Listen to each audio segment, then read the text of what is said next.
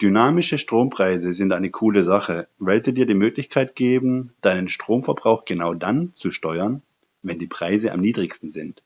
Sie richten sich nach Angebot und Nachfrage, und wenn viel erneuerbare Energie ins Netz kommt, sinken die Preise.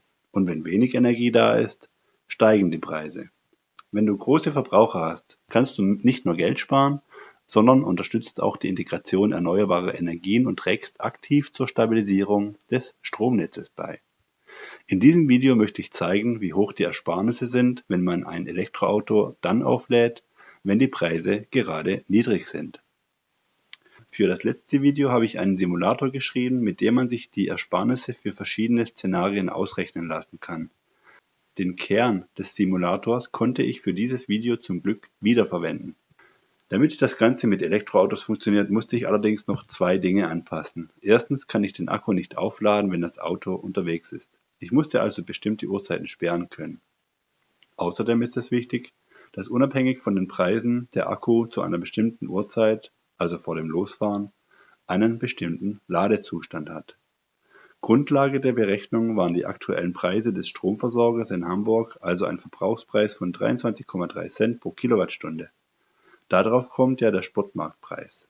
Für den Zeitraum, den ich herangezogen habe, ergibt sich daraus ein Durchschnittspreis von 32,8 Cent pro Kilowattstunde. Die Simulationen liefern die besten Ergebnisse, wenn man ladet, wenn der Spotmarktpreis unter 2,94 Cent pro Kilowattstunde fällt. Als Ladeleistung habe ich 11 Kilowatt angenommen. Ich habe die Preise für zwei Akkugrößen berechnet, 50 Kilowattstunden und 100 Kilowattstunden. Die Szenarien, also die Fahrverhalten zu definieren, fand ich das Schwierigste in diesem Video.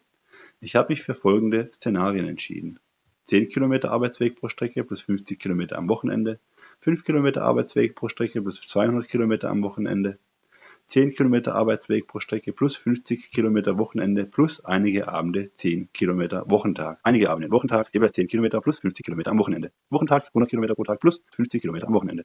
Wochentags 100 Kilometer pro Tag plus 200 Kilometer am Wochenende.